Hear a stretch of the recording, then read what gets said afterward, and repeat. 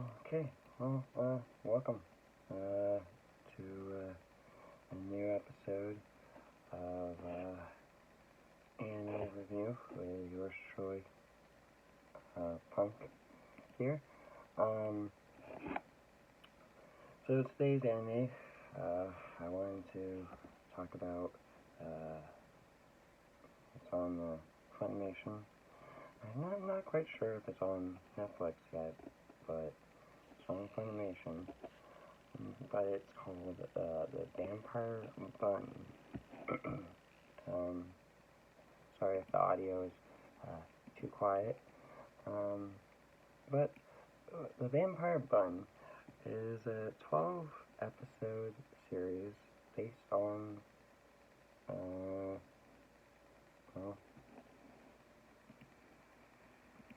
vampires and werewolves.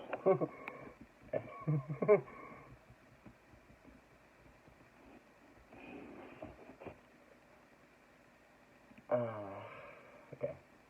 So, Dance in the Vampire Bund is a Japanese manga series written and illustrated by Izumi Takamaki.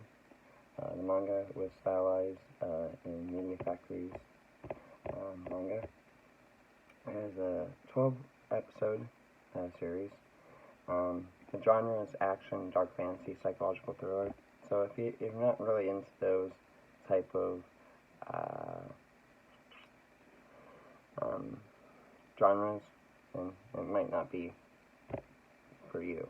But is it a good anime? Now, this is where some of the reviews say no. Most of the reviews say the recommendation, skip it. I don't skip things.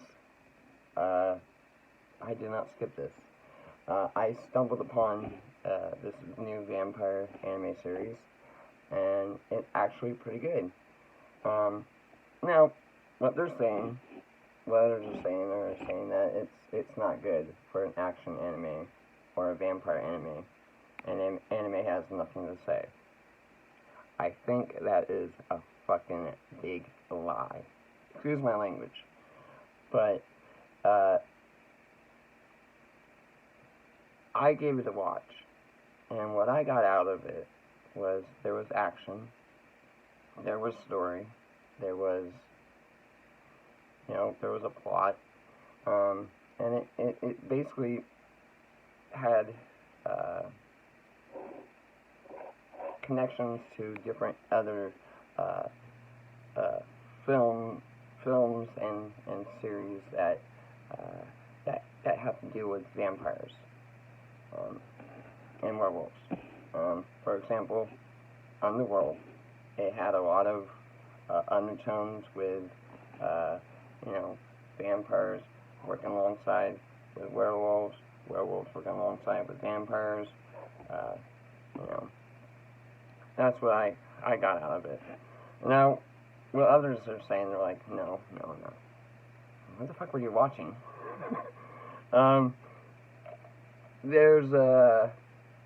There's actually a pretty good similarity to Underworld, and I want to say it's just Underworld, because it was there was like one episode that had a few scenes that had like shape-shifting. So shape-shifting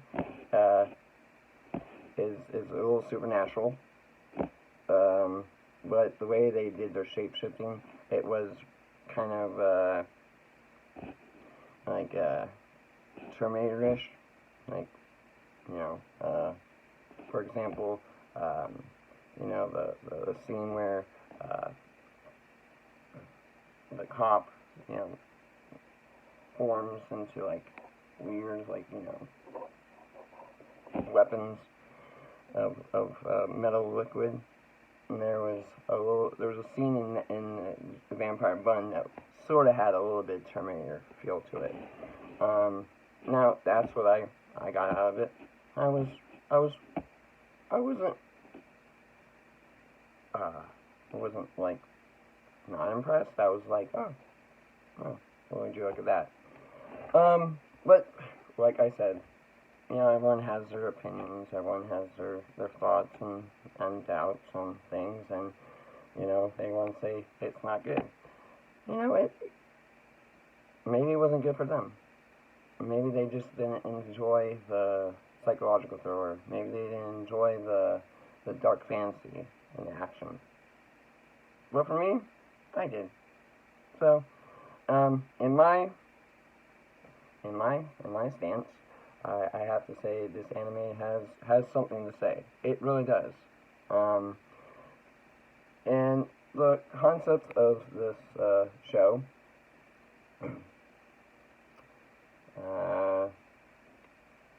is pretty much about vampires trying to find a safe passage in living amongst humans in Tokyo, or in Japan. And citizens in Japan are skeptic on if vampires are real or not. They're just like, no, vampires are fake. Vampires are not real. This is all make-believe. And this young vampire queen is like, no, vampires exist, I'm happy to, create a safe passage, a safe area for them to live and to, survive amongst the human beings, and not have to, freak out the human beings with the whole blood sucking thing, because that's kind of gross, but nevertheless, the story is about this young vampire princess queen that is trying to create a safe area for vampires to coexist. And now, the thing about werewolves and vampires, they don't get along.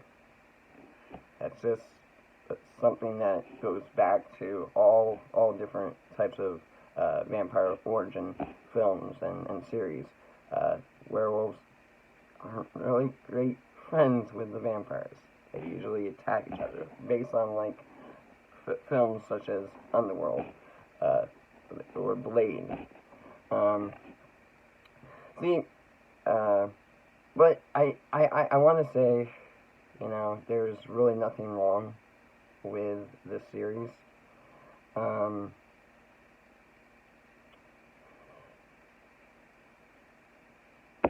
Give it a watch for yourself. Make your own, enjoyment out of it. And if you don't enjoy it, you didn't enjoy it. But if you did enjoy it, be grateful that you got an opportunity to watch something that's, a little different. But is it on Netflix? Netflix has been able to stream it, but it's originally featured on Funimation. So for anyone that has Funimation in all the different countries, you probably might be able to find it. But what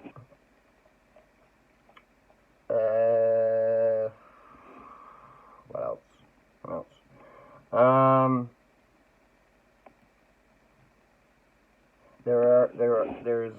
There's hints of story between the protagonist and other characters, and yes, there is a little bit of love. There's a little bit of romance. So, I mean, it's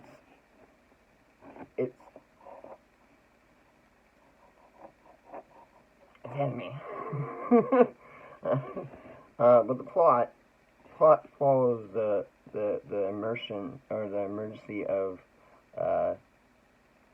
how humans are fearing both sides of of the world changing, and revolving, and the conflicts of trying to find peace in hectic times, with, vampires are real. You live with your next door neighbor could be a vampire. It's not something scary. And the cool thing about a few of the episodes, is that some vampires were fangless, which means that they removed their fangs so they didn't have to suck the blood of human beings, to let human beings feel a little bit less frightened and a little bit less, scared of their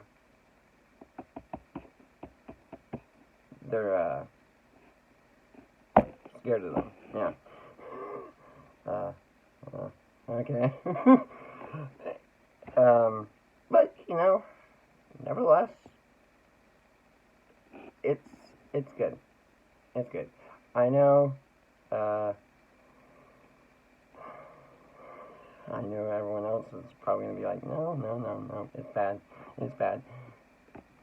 Well, I'll let them say what they're gonna say. But in my stumbling upon enjoyment of watching different vampire series, it's a little bit better than Vampire Night. Even though a lot of people are like, oh, I've heard of Vampire Night. Well, Vampire Night's a little too Twilight-ish for me. It's a little too... Oh, that's another one. The Vampire Bund does have a little bit of Twilight theme to it. But I feel like Vampire Night has I think that's more Twilight-ish. The vampire Dance in the Vampire Bund is more of underworld theme. So I know, hey, I'm just repeating myself there again. But nevertheless, there's some scenes in which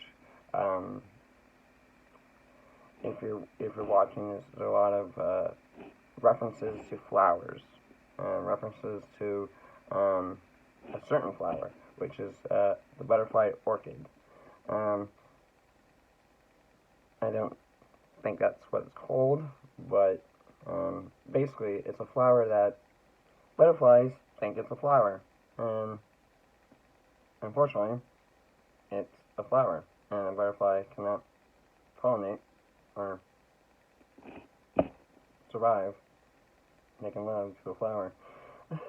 And it just but there was a lot of references to a certain type of flower, and I for one really wasn't caring. I was just more of like, I'm just curious if they're gonna be able to live in a peaceful society, amongst the human beings in this time era. So that was more of what I was hoping to get out of it, watching the series. But there's a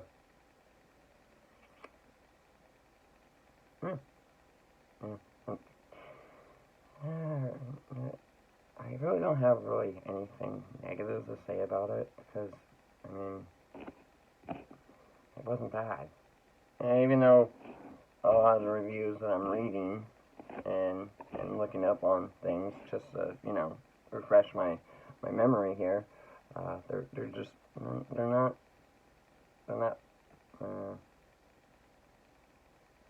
really backing my case here, where they're like, "Oh yeah, it's a good series. It's a good series." I feel like I'm the only one that really just gives the underdog the thumbs up. You know, maybe this is one of those anime series that it will pop up. You'll see it. You might be interested in watching it. Maybe not. Maybe not. But at least give it a try. You know, at least give it a few episodes. And if after the third episode, if it didn't really captivate you, it didn't really pull you into the story, or you didn't really feel like it was entertaining, then you don't have to watch it. But I give the benefit of the doubt of giving The Dance and the Vampire Bund a recommendation of 4. So 4 out of 5 stars. So it's not a 5-star, you know, amazing. It's a 4 because it had what I was looking for in a vampire series. It had story. It had action. It had a little bit of curiosity where it's like, ooh, I'm excited to see what happens in the next episode, you know. But you know, nevertheless, it wasn't bad. It wasn't bad. But I just wanted to share my thoughts on this. So the main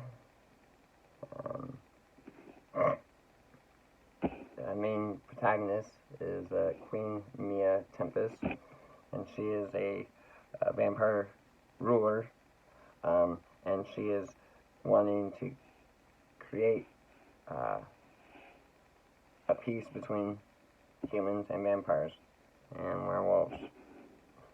But the only thing is that who she has feelings for is a werewolf. You know, and it's like, you know, vampires and werewolves, they just don't get along. I mean, take for example, Twilight. Everyone was like, you can't stay with Jacob. You can't stay with the werewolf. No, you can't. You have to be with the Collins or the wolves. And I was like, oh. But then, you know, it was either you had to stay with Edward or you had to stay with Jacob. And, you know, there was big battles, big action battles in that novel and that film series. But for the Japanese Dance in the Vampire Bund, it was more like, we're just trying to, you know, give the viewers the supernatural feel of fantasy creatures, of what would, you know, be an issue for vampires, other than besides human beings feeling very unweary of them. Why you throw in werewolves, you know? So, and it's different from a Restaurant to Another World, which, you know, there's vampires in that series, and they're coexisting with other fantasy creatures, but no werewolves. Anyway, I finished that series. Now I'm getting kind of ahead of myself. But nevertheless, the Dance in the Vampire Bund, that was really good. In my reviews of watching anime, and the manga is very, you know, short. You know, you can have a read on it if you want. It's up to you. I'm just saying. But you know, it's kind of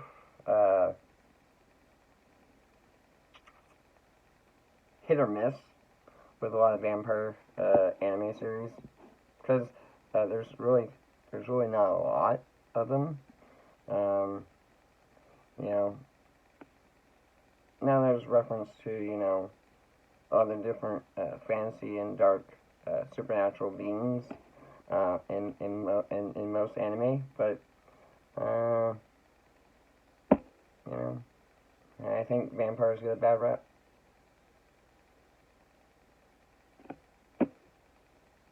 I support vampires. I do.